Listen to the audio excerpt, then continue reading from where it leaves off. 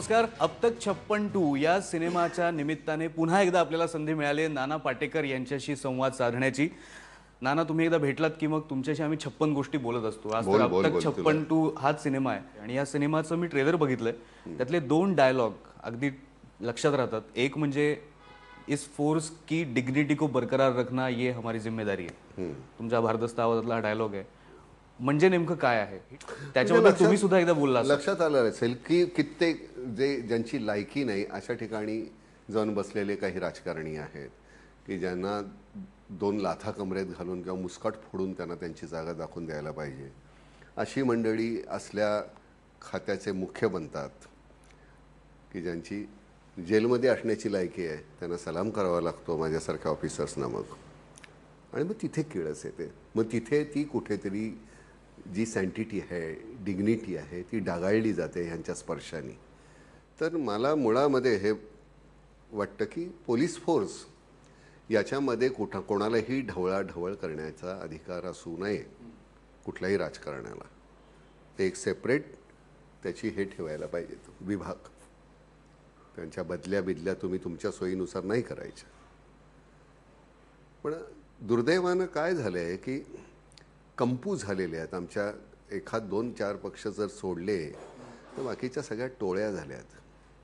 वाटमारी चाललेली आहे आणि मग त्यातला कुठला तरी माणूस येतो आणि मग तो मंत्री होतो आणि मग या साधू आगाशे आणि तत्सम सगळ्या अधिकाऱ्यांना वेशेसारखे राबवून घेतात. ते गांधी जी जब तक दीवार पर थे हमने हार पहनाए, नोट पर आ गए हमने जेब में डाल लिए. फोर्स किसी के बाप की जागीर नहीं है. फोर्स की अपनी एक डिग्निटी है. उस डिग्निटी को बरकरार रखना हमारी जिम्मेदारी है. तुम्ही जेव्हा कुठल्या समारंभात जाता तेव्हा तिथल्या प्रमुख पाहुण्यांना तुम्ही भेटता, पण त्याच बरोबरीने तुम्ही तिथले हवालदार असतील, पोलीस बंदोबस्ताला जे शिपाई असतील त्यांना सुद्धा आपलेपणाने जाऊन भेटता, त्यांची विचारपूस करता. आपलेपणाने नाही, मी मुळात तिथला आहे. मी तो शिपाई आहे. त्या तसल्या ह्याच्यातून मी वर आलेलो आहे आणि ती दखल घेणं फार महत्त्वाचं आहे. खरं सरते शेवटी हे सगळे मनोरे हे या सगळ्या पायातल्या दगडांवर अवलंबून आहेत. पण म्हणजे पोलिसांबद्दल, पोलीस खात्याबद्दल तुमच्या मनात एक आपलेपणा, एक तुम्ही हळवे होता पोलीस हा विषय आला. अरे पण पोलीस, तुला आता मी मगाशी बोलताना तिथे सांगितलं की त्यांची घरं जर जाऊन बघितलीस, नायगावला जा तू त्यांच्या त्या वसाहतीमध्ये, मग तुझ्या लक्षात येईल की ही माणसं कशी काय इथे राहतात. त्यांच्या मुलांनी कुठले संस्कार त्यांच्यावर व्हावेत, त्यांनी शिक्षण कसं घ्यावं चांगलं, त्यांनी कसे चांगले मार्क आणावे, कुठून त्यांनी त्यांच्या फिया भरायच्या, कुठून कॅपिटेशन फी आणायची. मग ती मुलं जर का उद्या पोलिसांचा मुलगा गुंड झाला तुम्ही काय करणार त्याला. कारण मुळामध्ये त्यांना जे तुम्ही प्रोव्हाइड करायला पाहिजेत, बरं ते अगदी प्राणाची बाजी लावून लढणार हातामध्ये काठी घेऊन. आता तुमच्या त्या बंदुका काही बदलल्या आहेत. नाही ते 303 ची बंदूक होती रे, सेकंड वर्ल्ड वॉरमध्ये वापरायचे ती. पण म्हणजे हे सगळं तुम्हाला माहिती आहे पोलिसांबद्दल, त्यांचं आयुष्य माहिती आहे. त्याच्यामुळे जेव्हा पोलिसांचा रोल असतो, पोलीस ऑफिसरचा रोल असतो, तो तुमच्यासाठी खूप महत्त्वाचा होतो. म्हणजे शागिर्दमधला पोलीस असेल किंवा 2611 मधले राकेश मारिया यांचा रोल तुम्ही केला होता किंवा ह्यातला साधू आगाशे. नाही, एक तर काय आहे की पोलिसाला फोर्स म्हणतात. तो एक जो फोर्स आहे तो तुमच्या नकळतच अभावितपणेच तुमच्या त्या कॅरेक्टरमध्ये येतो.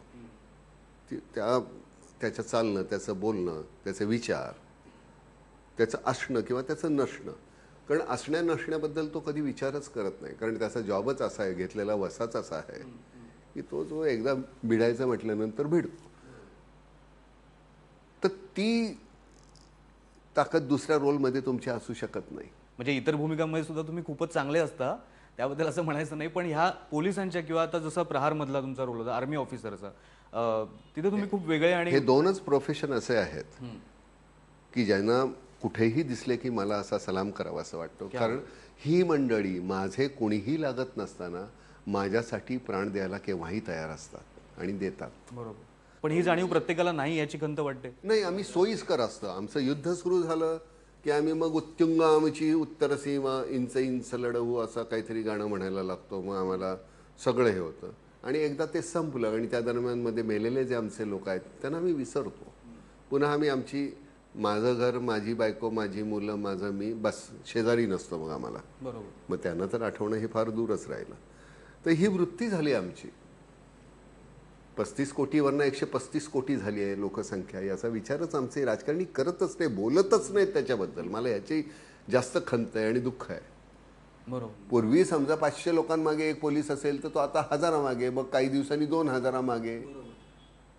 बरं, तुमच्या बाकीच्या गोष्टी बदलत नाही, जागा तेवढ्याच आहे, गुन्हेगारीचं स्वरूप बदललेलं आहे. पूर्वीचे गुन्हे हे वेगळे होते, आजचे गुन्हे करण्याची पद्धत वेगळी आहे. टाय बी लावून कॉर्पोरेट सेक्टरमधली माणसं आता मोठमोठे स्कॅम्स आणि गुन्हे करतात. आता मला ह्या पद्धतीचे एन्काउंटर हे मला ऑफिसेसमध्ये जाऊन करावे लागतील. मी तेच विचारणार होतो. अब तक 56 हा सिनेमा 27 फेब्रुवारी 2004 मध्ये रिलीज झाला होता आणि आता पुन्हा त्याच दिवशी 11 वर्षानंतर दुसरा भाग रिलीज होतोय. त्यावेळेला एन्काउंटरचं विश्व वेगळं होतं. आता एन्काउंटर खूप अभावाने होतं. आत्ताच्या पिढीला कदाचित एन्काउंटर कशा प्रकारे भावाने नाही होत. बरं असो, हा, म्हणजे मीडियात येत नाही, त्यामुळे पेपरमध्ये येत नाही, त्यामुळे ती भाषा. पूर्वी कसं होतं की ते गेल्यानंतर त्याचा तुम्हाला एक सुटकेचा निश्वास सोडत होता एक सामान्य माणूस. आता त्याचं अवडंबर केलं जातं. आता आमच्या मानवतावादी फारच मोठ्या संस्था झालेल्या आहेत ना. खूप आम्हाला खूप म्हणजे माझे बॉम्बलास्टमध्ये माझी भावंडं मेली, माझे आई बाप मेले, त्याच्यापेक्षा एका गुन्हेगाराला मी मारला रस्त्यावर, त्यामुळे मानवतावाद्यांना फारच त्रास होतो. मला त्यांच्याबद्दल कौतुक आहे. ते मोर्चे वगैरे पण काढतात आणि मीडियात पण खूप बोलतात त्याबद्दल. ते मग संध्याकाळी पार्ट्या असतात आमच्या. पण हे सगळं तुम्ही जे मानवतावादी संस्था किंवा आता तुम्ही जे म्हणालात, हे तुमचं सगळं वागणं बोलणं अतिरेकी आहे असं म्हटलं जातं, की हे आपल्या समाजात चालणार नाही असे विचार, अशा पद्धतीने वागणं, की पोलिसांनी राजकारणाला मारणं किंवा ज्या पद्धतीने शागिर्दमध्ये सुद्धा दाखवलं होतं किंवा आता जे तुम्ही म्हणालात ते. तर हे कुठे चाललंय सगळं आणि ह्याचा स्फोट होईल कुठेतरी असं वाटतं का? त्याचीच तुम्ही चुणूक ह्या अशा सिनेमांमधून दाखवत असता? नाही, काय होतं माहिती आहे का, सिनेमा करत असताना आपण हे घडतंय बरं, हे घडतंय बरं, हे असं होतंय बरं का, हे असं आपण बोलत राहतो. आणि 1 वर्ष 2 वर्ष 4-5 वर्ष आईला हो रे, त्या सिनेमामध्ये त्यांनी ते म्हणलं होतं तसं.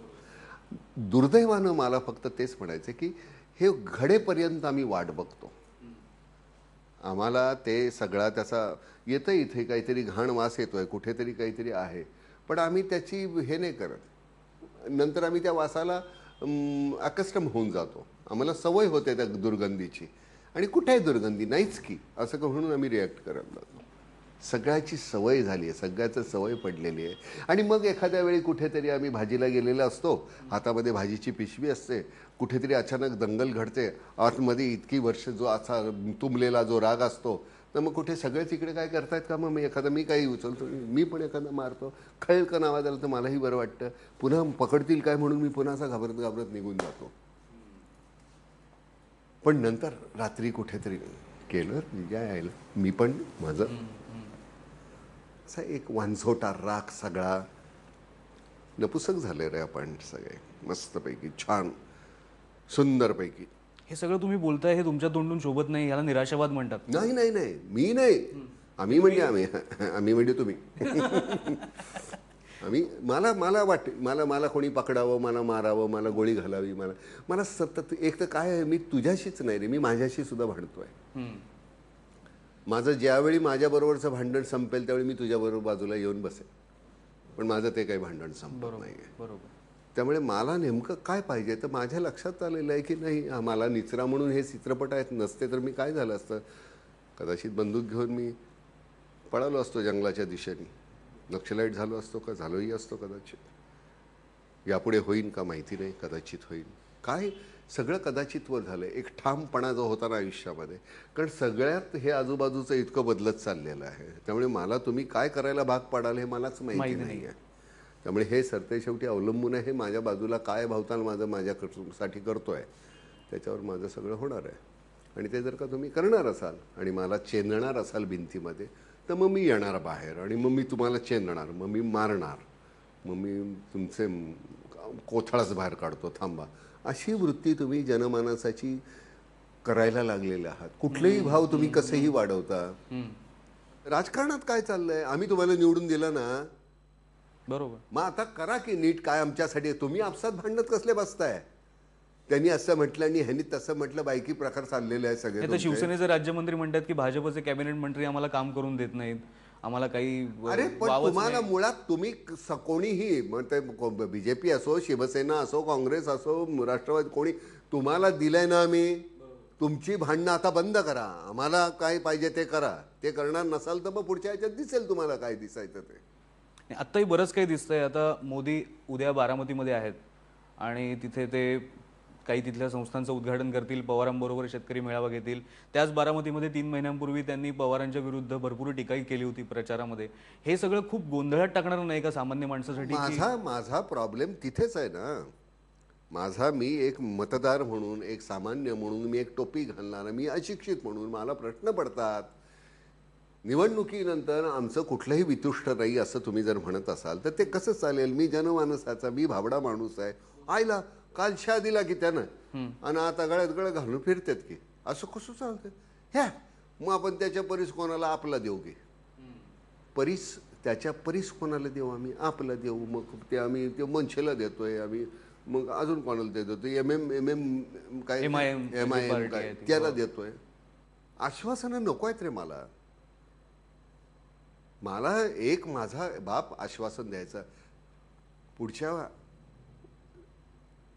दिवाळीला नक्की सायकल घेऊ. त्यावेळी मला माहिती असायचं की पुढच्या दिवाळीला सुद्धा सायकल नाही मिळणार आहे, पण मला ते चालायचं, कारण माझा थकलेला बाप मला दिसायचा. बरोबर. पण मुलाला कुठे वाईट वाटू नये म्हणून ते 1 वर्षाचा पिरियड तो मागून घ्यायचा. इथे तसं नाही. तो बाप माझा थकला तर मला सायकल नसली चालेल, मी त्याला पाठवंगळीला घेऊन जाईन. तुमचं तसं नाही आहे. तुम्ही सगळ्यांनी आपल्या तुंबड्या भरलेल्या आहेत. तुम्ही थकलेला कुठे दिसतच नाहीत आम्हाला. थकलेला सोडा, मला तुमच्याबद्दल माझ्या डोळ्यामध्ये पाणी यावं किंवा मला तुमच्याबद्दल कणव वाटावी, प्रेम वाटावं, आदर वाटावा, असं जर काही तुम्ही करत असाल तर ते वाटेल ना. तुम्ही करतच नसाल तर तुम्ही ती अपेक्षा ठेवता कशी? माजुरड्यासारखी तुम्ही भाषा करता. आणि उद्या मी 1, 2, 3, 10, 50 मग सगळेच उठलो आणि ठोकले तुम्हाला, काय करणार तुम्ही?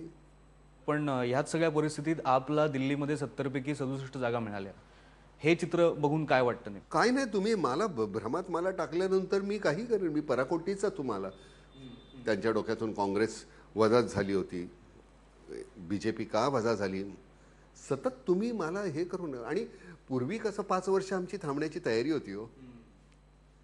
आता 5 वर्ष नाही, 6 महिन्यात, 8 महिन्यात, 10 महिन्यामध्ये आम्हाला दाखवा बाबा काय करताय. नाही का, चला आम्हाला दुसरा चॉईस आहे, निदान बघूया तर खरं काय होतंय ते. आणि असा करून सगळ्याच पार्टी समजलं की नंतर एक तुमची राजकीय मोठी उलघाल होणारच आहे. ज्यावेळी तुमच्याकडे सगळ्याच वाटा संपल्यानंतर का मग राज्यक्रांती व्हायला, जी आमच्याकडे कधीच होत नाही. आता त्याची शक्यता खूप आहे. ही राज्यक्रांती तुम्हाला असं वाटतं सशस्त्र असेल, रक्तरंजित असेल वगैरे काही असेल? रक्तरंजितच होणार. बांधा ना तुम्ही, कुठे बंगले बांधताय, कुठेही गाताय. जे तुमचं फ्रान्समध्ये झालं होतं ते इथे होणारच. कुठे पाळणार मंडळी ही? जे माझ्यासारखे बोलता तुम्ही कुठे पाळणार आहात? ज्यावेळी जनमानस सगळ्या मुळातला जो आहे, तळागाळातला उठला, कुठं जाणार आहात तुम्ही? ते सिनेमात नाही फक्त दिसत, पळाले तिकडून, पळाले तिकडून, पळाले तिकडून. हम 5 सारखं नाही आहे ते. खरंच ज्यावेळी होईल त्यावेळी ह्यांचं काय होईल ते बघ ना.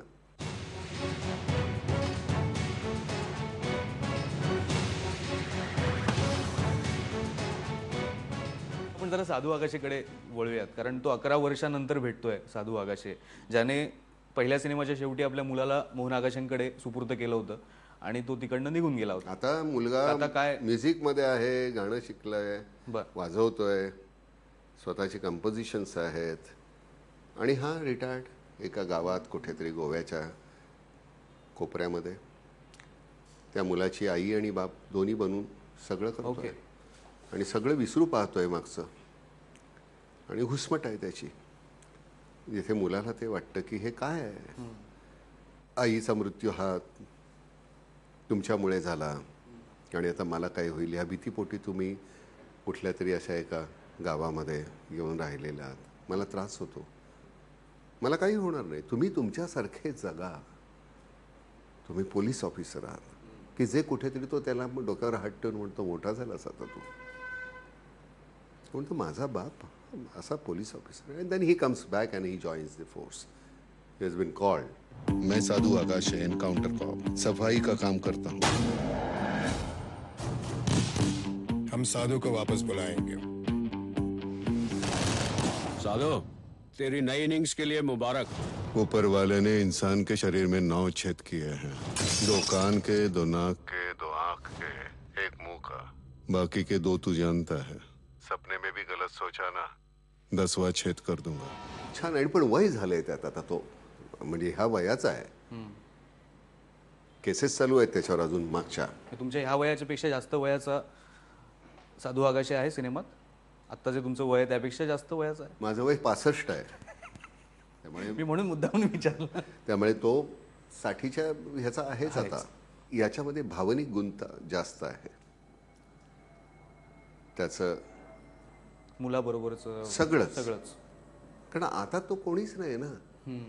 घर में है वो 6 ही लोग, 4 दीवारें छत और मैं. रात सांवली एक सहेली, गोरा चिट्टा दिन है दोस्त. घर में है वो 6 ही लोग, 4 दीवारें छत और मैं. क्या बात आहे. ही अशी अवस्था आहे त्याची. याची दुःख संपेपर्यंत आता नटसम्राटाची दुःख सगळी मी पुन्हा माझ्या उराशी बाळगणार. त्याचा सगळा निचरा होईपर्यंत पुन्हा दुसरा कुठला तरी, पुन्हा मग त्याची सुखदुःख. त्यामुळे जगायचं कसं. बरं, गंमत आहेत ह्या भूमिकांचं. सगळं छान एरवी तुम्हाला सगळ्या भारून टाकतात. म्हातारपणामध्ये एकदा तुम्ही रिटायर्ड झाल्यानंतर की ह्यांना मग आपल्याला असं बोलावं लागतं की साल्यानो, तुमची सगळी सुखदुःख मी जी वागवली आयुष्यभर, आता माझ्या दुःखाचं काय. माझी दुःख ही तितकीच मोठी आहेत आणि सुख. बरोबर. त्याच्या बाबतीत तुम्ही काय केलं. तुम्ही काही नाही करणार. तुम्ही त्रयस्थ होऊन तिथे पोस्टरमध्ये बसणार आणि काळे चष्मे घालून नुसते आमच्याकडे बघताय की नाही हे सुद्धा आम्हाला कळत नाही. तर नटाची ही दुःख राहणार. म्हणजे त्या पद्धतीने तुम्ही, नट हा माझा पेशा नव्हे, व्यवसाय नव्हे, हा माझा जगण्याचा एक भाग झाला. हे नसेल तर मी मरेन. या दिवशी मी कदाचित थांबेन काम करायचा. कदाचित माध्यम बदलेल, मी लिहायला लागेन, कदाचित मी चित्र काढायला लागेन. पण तुम्ही लिहिता. मी आता तुम्ही ज्या 4 ओळी सांगितल्यात नाही, त्या लिहितो. तुम्हीच लिहिलेल्या आहेत. लिहितो अब तक आपण. 56 मधल्या. हो, लिहितो आपण. पण लिहिताना एक गंमत असते की चला घ्या आता कागद, बसा लिहा, आता चकल्या पाडल्यासारखं. तसं नाही होत. बरं, अतिशय सिद्धहस्त असलेली मंडळी आहेत की फटाफट लिहितात. म्हणजे मला, मी पाहिलेला मोठा माणूस म्हणजे मी गदी माडगुळकर म्हणतो की त्यानं मी पाहिल्यानंतर जिथे दिसतील तिथं आपण नुसतं डोकं टेकायचं. तुम्ही नटसम्राटचाही उल्लेख केलातच बोलतानाच. त्याच्याबद्दल पण माहिती मला लोकांना सांगायला हवी. कारण हा जो लुक आहे तुमचा, हा म्हणजे मी आता मी म्हटलं नको रिव्हील करायला नको आपण आता.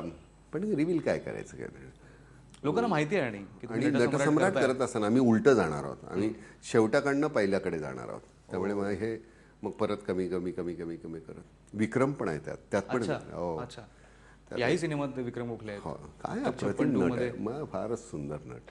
म्हणजे माझ्या आयुष्यात मी पाहिलेला एक अप्रतिम नट. हा माणूस जर हॉलिवूडला असता, मार्लन ब्रँडोच्या त्या लाईनवर हे झालं असतं. पण आमच्यामध्ये एखाद्या नटाला, पण सर ते शेवटी मी पुन्हा मी म्हणतो, मी विक्रमला सुद्धा दोष देईन, तुम्ही स्वतःला जपायचं असतं. स्वतःवर खूप प्रेम, मी खूप प्रेम करतो स्वतःवर. मला मी जपतो. मी व्यायामशाळेत जाऊन मी मला रोज घासून पुसून नीट हे करतो. मला मी नऊ माकू घालतो, मला तीट लावतो, मला दृष्ट लागू नये म्हणून. हे सगळं मी माझ्या आईच्या मायेनं करायला पाहिजे रे. त्याशिवाय तुम्ही नाही होत. आणि जपायला पाहिजे. एका काळानंतर तुम्ही खरंच लोकांच्या मनामध्ये बसल्यानंतर तुम्ही तुमचे नसता, तुम्ही त्यांची प्रॉपर्टी असते. आणि मग तुम्ही त्यांच्यासाठी तुम्ही जपायला पाहिजे स्वतःला.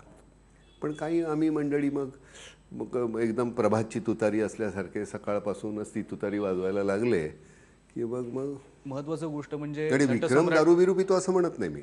बाकीचं अशी खूप तरुण पोरं आहेत रे. त्यांचं काय टॅलेंटेड मुलं आहेत. नाही, पण नटसम्राट हे तुमच्यासाठी शिवधनुष्य आहे. अभिनय करायचा आहे म्हणून सुद्धा. आणि तुम्ही निर्मिती सुद्धा करताय त्या सिनेमाची. हा म्हणजे प्रोड्युसर म्हणजे 30-35% मी त्यातला पार्टनर. ते ठीक आहे. म्हणजे तो वडिलांच्या नावानं तुम्ही करताय. तो सुद्धा एक प्रयोग म्हणून तुम्ही करताय की करून बघूया काय कसं आहे, अनुभव काय. नाही, करून बघूया म्हणून नाही. काय होतं की प्रत्येक ठिकाणी आता तर मी ठरवलं की आपण आपली किती पैसे घेता बाबा सिनेमासाठी, 10 रुपये घेत असाल तुम्ही, तर मग तुम्ही मला 2च रुपये द्या, 8 रुपये मी त्याच्यामध्ये माझे, किंवा 3 रुपये द्या तुम्ही, 8 रुपये माझे त्याच्यात असतील. बरोबर. तशा पद्धतीनं, कारण मग तुम्हाला प्रोड्युसरला सुद्धा एक सुविधा होते की एकदम समजा मी काहीतरी 10 रुपये त्यांना देणं परवडतही नाही, आणि पुन्हा उद्या सिनेमा चालला तर ठीक, नाही चालला तर स्टेकला माझेही आहेत ना, तर चालला तर मलाही मिळतील, नाही चालला तर माझाही स्टेक होता तो गेला, हरकत नाही. पण त्या पद्धतीने मला वाटतं जास्त सोयीचं होईल ते. मी आता 2-3 फिल्म प्रोड्यूस करेन. अच्छा. मला ते आवडेल ते करायला, कारण आपल्याला आवडतील त्या गोष्टी करता येतात, आपल्या पद्धतीनं करता येतात. हे तुम्ही त्यात काम करत नसलात तरी सुद्धा. हां, म्हणजे मी आता काय, मी मला किती प्रमोट करायचं नाही झालं की आयुष्यामध्ये. 42 वर्ष झाली गाढवा, 42 वर्ष झाली मला.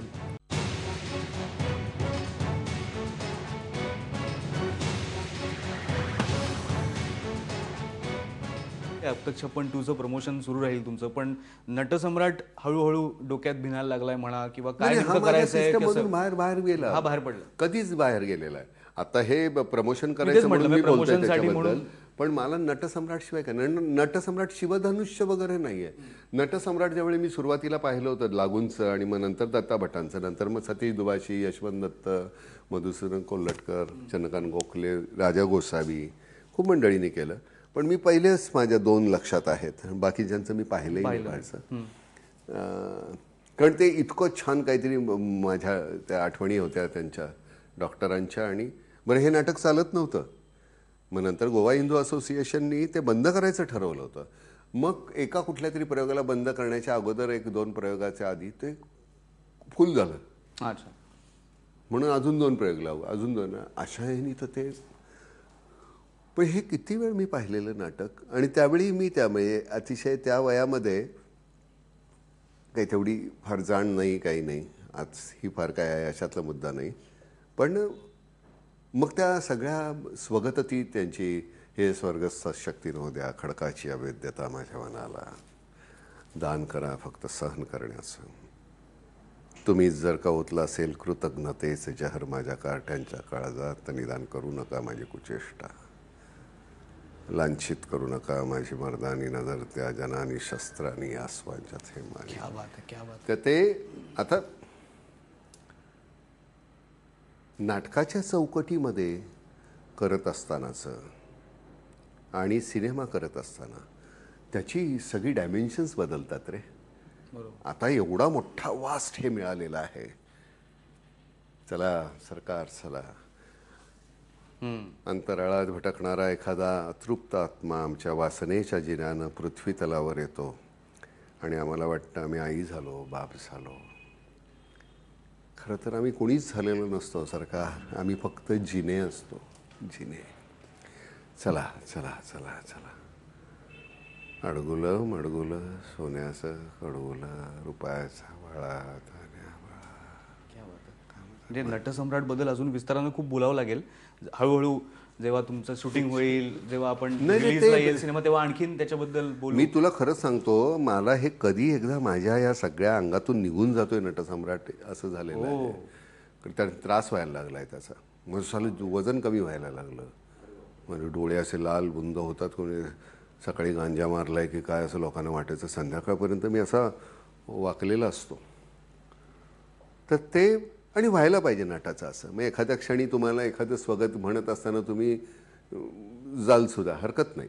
हे निर्वाणीचं तुम्ही हल्ली का बोलता, मला हे तुम्हाला विचारायचं होतं. हे निर्वाणीचं तुम्ही हल्ली बोलायला लागलेला प्रत्येक मुलाखतीत. मी कधी जाईन मला माहित नाही, मी आज असेल उद्या नसेल. ही इन्व्हॉल्वमेंट ना हल्ली, पूर्वी कसं होतं, ज्या पद्धतीच्या भूमिका होत्या ना, त्याच्यामध्ये कुठेतरी त्याच्यामध्ये एक थोडीशी जागा होती त्या भूमिकेमध्ये आणि माझ्यामध्ये. असं एक काहीतरी एक नो मॅन्स लँड काहीतरी म्हणतात, तटस्थ थोडे राहता येत आता होतं. तसं आज मी हल्ली माझं जरा जास्त त्याच्यामध्ये व्हायला लागलेलं आहे. आणि ते होणं बरोबर की चूक मला माहिती नाही, कारण मला विजाबाईंनी हे स्विच ऑन स्विच ऑफ हे मला खूप छान शिकवलंय. म्हणजे मी त्याच्यात जातो, म्हणजे ते आगीत गेल्यासारखं इकडनं इथं मोठी आग पेटवायची आणि त्या आगीतून उडी मारायची आणि पलीकडे जायचं बघ. त्याच्यात ती तुम्हाला अंगाला शिवत नाही. पण तुम्ही जर का त्या जवळून उडी मारायला गेलात तर मग ती धग जाणवत राहते. तशी ती धग आता काय होते, जाणवते. त्यामुळे थोडंसं विचार मला पुन्हा करायला पाहिजे नट म्हणून की नाही मी ह्याच्यामध्ये किती बरं. पूर्वी मी खूप चिडायचो. आता सिनेमाच्या शूटिंगच्या वेळी मला नाही नीट झालं असं व्हायचं. आता मी ह्याच्यामध्ये इतका असतो त्यामुळे मला त्यातून बाहेर येऊन ह्याच्यावर चिडायला मला वेळ नाही होत, मिळत नाही तेवढा वेळ. काय रे काय चाललंय जमत नाही, मग त्रास होतो, प्लीज लवकर कर, असं काहीतरी व्हायला लागलं. म्हणजे मी खूप असा शामळू आणि आता सुधारला आणि आता हे तसं काही नाही आहे. पण ह्या इथे जास्त रेंगाळणं व्हायला लागल्यामुळे परत इथून उठून तिथे जाता येत नाही. की मग नाही तर पूर्वी कसं अगदी भाडव्या काय रे देऊ का लात आता तुझ्या घालतच नाही आणि मग पुन्हा तिथून परत ह्याच्यामध्ये यायचं. तुम्ही अब तक 56 केलात ना, त्याच्यानंतरचे तुमचे सिनेमे बघितले म्हणजे अगदी अपहरण असेल, राजनीती असेल, प्रकाश बाबा आमटे तर आहेच, हे सगळे तुमचे शांत स्वभावाच्या म्हणजे व्यक्तींचे सिनेमे आहेत. हा अब तक 56चा परिणाम तर नाही ना की त्यानंतर तुम्ही असे शांत व्हायला लागला, हळूहळू चिडणं कमी झालं, भूमिका सुद्धा तशा मिळाल्या नाही. आता काय अपहरण आहे हा तर भयान, त्याची प्रेझेंटेशन त्यांचं हेच असेल. पण आता प्रकाश आमटे आहेच तसा किंवा राजनीतीमधला तो माणूस अगदी सगळ्याच्या पल्याडा असलेला हा माणूस आहे, तो कृष्णच आहे. त्यामुळे तो तसा पण म्हणून नाही. पण म्हणजे या सगळ्या भूमिकांचा परिणाम झाला, कुठे चिडणं कमी झालं. आता ह्याच्यामध्ये सुद्धा म्हणजे नटसम्राटमध्ये तो इतका हेवी आहे सगळं, फार ते वजन पेलताना प्रेक्षकांना पाहताना अरे बापरे, बाहेर जाताना मनामनाचं ते ओझं घेऊन जायचं बाहेर, संपल्यानंतर फार कठीण. बोलणार नाहीत लोक याची खात्री आहे मला. तर त्याच्यामध्ये काहीतरी मध्ये तुम्हाला पेरायला लागणार. किस्से आहेत ना त्यांचे खूप आहेत. मग मी आमचे जुने पप्पा प्रसाद सावकार बाबा, त्या बाबांशी बोलत असतात त्यांचे जुने किस्से किंवा ह्याच्याकडनं. मला सारखं जाणवतंय तुम्ही नटसम्राटमध्ये आता आहात पूर्णपणे, पण मला जुने किस्से तुम्ही म्हणालात ना, मला अब तक 56च्या जुन्या किस्स्यांबद्दल विचारायचं आहे, जे मला आज सांगितलेत कुणाल विजयकरने. काय काय त्याने आज पहिली तक्रार केली आहे की तो ह्याच्यात नाहीये, मला का नाही घेतलं सिनेमात, असं तुम्ही नानांना विचारा. तर काय आता तुम्ही त्या तक्रारीचं उत्तर? नाही, ते टोटल फॉर्मॅटच वेगळा आहे. कारण आता मी तोपर्यंत हे गेलेलं आहे, हे रिटायर्ड झालेले असणार सर्व्हिसमधून. पहिल्यांदा आम्ही ज्यावेळी ह्याचा बाज आता पुढची जी करतोय आम्ही अब तक 56 आता अनाऊन्स होईल लगेच, मी ते विचारणार होतो. हां, त्याच्यामध्ये ते येतील. अच्छा, कारण ते आता कुठेतरी परदेशी सेटल झाले आहेत. ओके. तर त्याच्यामध्ये कुणाला असेल, कारण मग ते फ्रान्स, इस्तंबूल आणि असं काहीतरी ते शूटिंग करायचं आहे. ते इंटरनॅशनल टेररिझमच्या लेवलला जाईल ते सगळं. इंटरनॅशनल टेररिझमपेक्षा नाही, ती गोष्ट नाही रिव्हील करत मी तुला सांगतो ते. तर ती तसं ते झालेलं आहे, म्हणजे ते लॉक केलेली आहे गोष्ट. तर त्याच्यात ते असतील. म्हणजे तू हे पाहिलेस ना, म्युनिक पाहिलेस, त्याच्या पद्धतीची मस्त, जबरदस्त जबरदस्त. आणि आपण किती इथे असं छान शांत मस्त बोलतोय की नाही, आपल्या हसतोय खेळतोय, तर तुला कदाचित माहिती नसेल तिथे कोणतरी काहीतरी करतोय, बॉम्ब ठेवतोय, तिथे काहीतरी होतंय, तिथे हे ठेवलंय, आणि ते तितक्याच शांतपणे तो ते हाणून पाडतो. दुसरी गोष्ट त्यांनी सांगितली की त्यांच्या खादाडीवरनं तुम्ही त्यांना खूप ओरडायचात. सिनेमात सुद्धा दिसतंय मग ते शेवटी मग त्याला ते तसं तो पण तो काय वडापाव खातायत, पुढे समोसा खातायत, पुढे काय. पण त्यांनी तो समोसा खात असताना सुद्धा त्यांनी एक इमोशनल गोष्ट काय, कुणाल छान आहे, सेन्सिटिव्ह ॲक्टर आहे, आणि त्याला सगळे बाज आहेत. आणि सगळ्यात महत्त्वाची त्याचं इंग्लिश फार उत्तम आहे. माझ्यातला त्याच्यातला तो माझ्यापेक्षा 300 पटीने सरस तिथे आहे की तो, जसा मी मराठीमध्ये विचार करतो, माझी स्वप्न सगळी मी मराठीत पाहतो, ती त्याला इंग्लिशमध्ये पडत असणार. आणि तुमच्या सगळ्या ग्रुपमध्ये खरे पोलीस ऑफिसर सुद्धा होते, प्रवीण पाटील नावाचे. हो, तो होता ना. तर ती सगळा तो एक्सपिरियन्स कसा होता त्यावेळेला, की एक खरा पोलीस ऑफिसर पण आपल्या बरोबर आहे आणि त्याला आपण शिकवायचं. बोलल्यानंतर माझ्या त्या लक्षात, माझं ते तुम्ही त्याला ऍक्टिंग शिकवताय आणि ते तुम्हाला पोलिसांचं कसं काम करायचं वगैरे असं काही. पोलिसांचं मला कोणी शिकवू नये किंवा, कारण मी अर्धा पोलिसच आहे. आणि आर्मीचं मी तिथे 3 वर्ष काढली. त्यावेळी आर्मीचं काय करतात, कसे करतात, वयाच्या 40व्या वर्षी मी कमांडो कोर्स करत होतो. त्यामुळे ते काही शिकवायचं नाही, ते तुम्ही शिकायचं असतं. ऐनवेळी जर तुम्हाला ऑपरेशन असं करायचं बरं का, हे असं घ्यायचं आणि इथे असं इन्सिजन घ्यायचं, असं कोणी सांगू नये. इन्सिजन घेताना तुम्हाला माहिती आहे तुम्ही कसं कापणार आहात, कसे उघडणार आहात, कशी ती आतली गाठ काढणार, आणि मग पुन्हा तुम्ही ते पुन्हा शिवणार आहात. तर ते तुम्हाला सगळं आधीच माहिती पाहिजे. ते ऐनवेळी शिकता येत नाही. आमची मंडळी तेच आहे, जरा जाऊया बघू, आता शिकून घेऊया. ते मुस्काटी. पण मग तो शिमित अमीन जे दिग्दर्शक आहेत तर खाली बघून काहीतरी इंग्लिश बोलायचा जे कोणालाच कळायचं नाही, मग तुम्ही त्याला ओरडायचं. तो न्यूयॉर्कचा होता ना ऍक्च्युअली, तसं when I went there, तसं असं त्याची विचार. चांगला मुलगा आहे तो. पण आता अब तक 56 जो येणार आहे त्याचं दिग्दर्शन तुम्ही करणार आहात? मागे तुम्ही म्हणाला होतात की मला तिसऱ्याचं मी ऑफिशियली करणार आहे. ते तिसऱ्याचं तुम्ही करणार आहात. Officially. मी मध्ये ऐकलं की तुमचा मुलगा मल्हार सुद्धा दिग्दर्शनात उतरणार आहे त्या सिनेमात. मल्हारचं चाललेलं आहे की तो प्रोड्युसर होणार. त्याने सगळ्यात त्याचं ते जे शांतपणे बसून फुकटपणे आराम, काही धावडा भागदौडी नाही असं करण्याचं काम त्याला आवडेल. बघितलंस ना केवढा अगदी असा हडकोळ आहे, बघितलंस ना. मल्हार अडकून आहे. त्यामुळे त्याला पण तो मला मल्हारचं एक बरं, आता तो खूप इंटरेस्ट घेऊन आता याच्यामध्ये सुद्धा, याच्या प्रमोशनला किंवा नटसम्राटमध्ये सुद्धा आता त्याची इन्व्हॉल्वमेंट व्हायला लागली. आणि मी आता त्याच्या काय होतं की एक बापाच्या बद्दल त्याला एक अवास्तव कौतुक आहे, त्यामुळे त्याचा एक तो गोंधळ होतो. तर मी आता त्याच्या चुकांना मी चुका दाखवतच नाही. तूच चूक आणि तूच बरोबर कर आणि तेच कर, चुकू दे की काय आहे.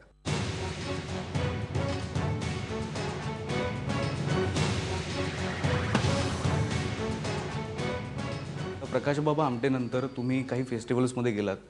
परदेशात सुद्धा तो सिनेमा जेव्हा लागला तेव्हा तिथे तुम्ही उपस्थिती लावली होती. तिथला प्रेक्षकांचा प्रतिसाद असेल किंवा तिथला एकंदर अनुभव असेल आणि एकंदरीत मराठी सिनेमाचं प्रमोशन होऊन तो सिनेमा हिट होणं ही सगळी प्रोसेस जी आहे ती बघून काय नेमकं वाटलं तुम्हाला, की काय व्हायला पाहिजे अजून, की जे होतंय ते चांगलं आहे? नाही, पोचवण्याच्या दृष्टीने मी मानतो प्रकाश बाबा आमटे हा जर चित्रपट 15-16 आठवडे जर चालला आणि काही त्यांनी जो धंदा केला असेल बरोबर, तो मी किंवा सोनालीनी खूप छान काम केलं किंवा दिग्दर्शन खूप छान आहे किंवा याच्यामुळे तो चित्रपट चालला असं माझं अजिबात म्हणणं नाही. मला तो चित्रपट चालला, आम्ही कामे बरी केलेली आहेत आणि आदिवासीच ते तिकडचे असताना आणि ते सगळं, त्यामुळे तो खूप ऑथेंटिक वाटतो, त्यामुळे छान वाटतो. पण खरा तो चालला त्याचं कारण मंदा आणि प्रकाशचं जे काम आहे तर की ह्या कुठेतरी महाराष्ट्राच्या एका कोपऱ्यामध्ये जंगलामध्ये एक असंही जोडपं आहे की अशा पद्धतीचं काम करतंय आणि आम्ही एवढ्या एवढ्या गोष्टी घेऊन आयुष्यात निराश होतो. अरे बापरे, हे केवढं आहे. ह्या जाणीवेनी तो लोकांनी चित्रपट जास्त पाहिला असं माझं म्हणणं आहे. कारण मी ॲक्टर म्हणून इतकं करायलाच पाहिजे रे. सोनालीने काही उपकार केलेलं नाही असं काम करून, इतकं भन्नाट काम केलं तिने, तर त्यामुळे ते करायलाच पाहिजे. समृद्धी पोरेचं कौतुक कशाबद्दल की तिने हा विषय निवडला, तिने लिहिलंय फार छान. तिला चित्रपटाची भाषा येत नाही पण अजून काही वर्षांनी ती अप्रतिम चित्रपट दिग्दर्शक करेल. पण तोच सिनेमापुरतं तुम्ही सांगितलं. एकंदरीत जर प्रमोशनचा विषय घेतला मराठी सिनेमांचा तर दोन्ही बाजूनी लोक म्हणतात की मी अजून तुला व्हायला खरं पाहिजे सांगू होतं. का, मला खरं सांगतो, आता ह्या चित्रपटाबद्दल तू मला विचारता हा चित्रपट चांगला आहे की वाईट आहे, हा विचार. सिनेमा कसा आहे, चांगला आहे वाईट आहे? अप्रतिम आहे. त्याच्या कारण तुमचा सोशल रिलेव्हन्स जो आहे तो तुमचा ज्यावेळी येतो तुमच्या सिनेमामध्ये. मला हा सिनेमा खूप आवडला, मला ते करताना मला खूप आवडला, मला ती प्रोसेस आवडली. कॅमेरे जे होते ते काहीतरी वेगळंच 5D 7D 6D काय ते हल्ली नवीन पोर आणि सगळी नवीन पोरं एका मी 5-5 6-6 कॅमेरे लावायची, काय करायची. तर माझ्यामध्ये तितकी ताकद पाहिजे किंवा मग मी प्रमोशनला जायचं नाही. चित्रपट वाईट असेल तर मी जाऊन सांगायचं नाही हा छान चित्रपट आहे बघा. कारण आजपर्यंत तुम्ही रिलीजच्या दिवसापर्यंत तुम्ही हे बोलू शकाल आणि 12चा शो लागला की लोकांना कळणार की मी खोटं बोलत होतो आणि पुढच्या सिनेमाच्या वेळी लोक आणि विश्वास पुढच्या वेळी ठेवणार माझ्यावर विश्वास ठेवणार. त्यामुळे माझ्यामध्ये ती ताकद पाहिजे की हा चित्रपट वाईट आहे बरं का, बघू नका, किंवा हा चित्रपट छान आहे, जमलं तर बघा, नाही कधीतरी टी व्हीवर लागेल तेव्हा बघा, त्यावेळी कळेल चांगलं आहे की वाईट आहे. पण आम्ही ते फार हटके केले आणि ते फार फटके केले आणि ह्या सिनेमावर आम्ही 15 कोटी खर्च केला आहे. आता तू 15 कर नाही तर 50 कर, मला काय देणे घेणे, ते मला बघवताय की नाही हे महत्वाचं आहे. बरोबर बरोबर. त्यामुळे मला हा चित्रपट करताना मला पराकोटीचा आनंद मिळाला, मी काहीतरी भलं करतोय असं मला वाटलं आणि नट म्हणून मला पुन्हा ठोकून बघता आलं की हे करता येते का, हे करता येते का, हे बघूया करूया. जाता जाता याच सिनेमातली तुम्हीच लिहिलेली कविता जी मगाशी तुम्ही 4 ओळी सांगितल्यात ते आम्हाला एकदा पुन्हा ऐकायला आवडेल. नाही मला ते आठवत नाही. हाँ, घर में है वो 6 लोग 4 दीवारें छत और मैं, रात सावली एक सहेली गोरा चिट्टा दिन है दोस्त घर में है बच्चे ही लोग टहलने निकले तन्हा परछाई मैं भी उसके पीछे चलूं नीले अंबर के कागज पर पंछी होकर चित्र बनूं इंद्रधनुष की तिरछी डाली पर चिपकी गीली गीली ओस घर में है बच्चे ही लोग चार दीवारें छत और मैं क्या बात आहे खूप खूप धन्यवाद मजा फर्स्ट क्लास नाना पाटेकर यांना प्रत्येक वेळेला भेटून त्यांच्या सिनेमाला त्यांना शुभेच्छा द्यायची गरज नसते कारण प्रेक्षक येऊन गर्दी करतात आणि तो सिनेमा आवर्जून बघतात. कॅमेरा चालू ठेव मी हे सांगतो प्रत्येकाला दे बघ शुभेच्छांची गरज ही प्रत्येकाला असते. आई डोक्यावर मला हात पुढे असं ठेवते म्हणायचं होतं की आई तुम्हाला शुभेच्छा डोक्यावर हात देण्यापेक्षा आम्हाला तुम्हाला धन्यवाद द्यावेसे वाटतात नेहमी की तुम्ही असे वेगळे सिनेमे घेऊन आमच्याकडे येता. आई डोक्यावर हात ठेवते नुसतं पाठीवरनं हात फिरवते त्या एका नुसत्या स्पर्शाने केवढं काहीतरी अघटित कमालीचं पराकोटीचं होऊन जातं. जोपर्यंत माझी मंडळी जोपर्यंत मला त्यांच्या सदिच्छा माझ्या समोर माझ्या पाठीवर आहेत माझ्या मागे आहेत तोपर्यंतच मला हे असं काहीतरी करावं असं वाटेल. ठीक आहे माझे शब्द मागे घेतो. नाना पाटेकर यांना मनापासून शुभेच्छा या नवीन सिनेमासाठी. नटसम्राट आणि वेलकम बॅक या सिनेमांच्या निमित्ताने पुन्हा आपण त्यांना भेटणार आहोतच. त्याची मी वाट बघतोय आवर्जून. मला आवडेल भेटायला. आणखीन एक सुंदर चित्रपट अजून आहे प्रकाश राज नावाचा नट माहिती आहे हो सिंगम मधला. तुला माहिती आहे का तो अप्रतिम डिरेक्टर आहे. अच्छा. त्यांनी एक तमिळ मल्याळम कन्नडा आणि तेलुगू 4 सिनेमामध्ये तो भाषेमध्ये तो सिनेमा केलेला आहे. लव्ह स्टोरी आहे आणि तो हिंदी करतोय. तर तो मला म्हटलं तू करशील का. तर मी म्हटलं तू केलेलं आहेस ते सक्सेसफुल झालेलं आहे सगळ्या भाषेत तू का नाही करत. तो म्हणलं नाही हिंदीमध्ये तुम्ही आहात म्हणून मी नाही तो करत कारण तो तुम्ही माझ्यापेक्षा चांगलं कराल. म्हटलं अरे गाढवा. म्हणलं नाही बॉस. तो मला म्हणतो चीफ ये आपको करना है. मैंने कहा बिल्कुल करेंगे. तो एक चित्रपट फार सुंदर असेल. कांचीवरमसाठी नॅशनल अवॉर्ड मिळाले. ती सुद्धा कदाचित मी हे करेन. क्या बात आहे मराठीमध्ये हो पण आपल्या इथे ते कांजीवरम करताना आपण पैठणी नाव ठेवतो. हो खरंय. धन्यवाद नाना. थँक्यू. भेटूया.